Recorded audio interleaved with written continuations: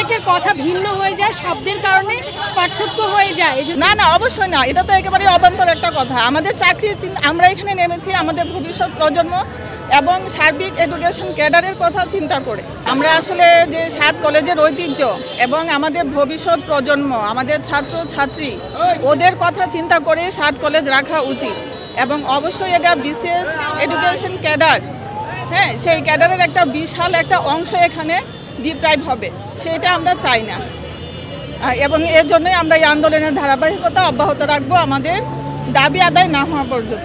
না না, অবশ্যই না, এটা তো একেবারে অবান্তর একটা কথা। আমাদের চাকরি আমরা এখানে নেমেছি আমাদের ভবিষ্যৎ প্রজন্ম এবং সার্বিক এডুকেশন ক্যাডারের কথা চিন্তা করে।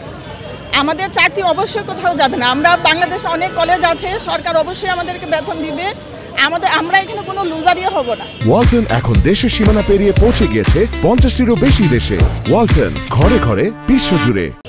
এখানে আমরা আমাদের জন্য না, 7 কলেজ টিকে রাখার জন্য, এডুকেশন ক্যাডারের জন্য এবং সর্বোপরি আমাদের ছাত্র ছাত্রীদের জন্যই আমরা এখানে নেমেছি। অবশ্যই না, আমাদের এই 7 কলেজ থেকে অনেক এই মেধাবী শিক্ষার্থী বের হচ্ছে, তারা সরকারি চাকরিতে ফার্স্ট ক্লাস গ্যাজেটেড অফিসারে ওরা আছে। হ্যাঁ, আমাদের এই নিয়ে আমার মনে হয় না আমাদের ছাত্র ছাত্রীদের কোনো অভিযোগ আছে, তবে এই বিষয়ে হয়তো কোনো ষড়যন্ত্র চলছে। এটা আমি অনুরোধ করব সবাইকে খতিয়ে দেখার জন্য।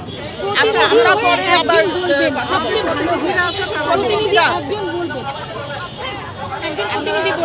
প্রত্যেকের কথা ভিন্ন হয়ে যায়, শব্দের কারণে পার্থক্য হয়ে যায়। এই জন্য আমরা চাচ্ছি আমাদের প্রতিনিধি বলবেন।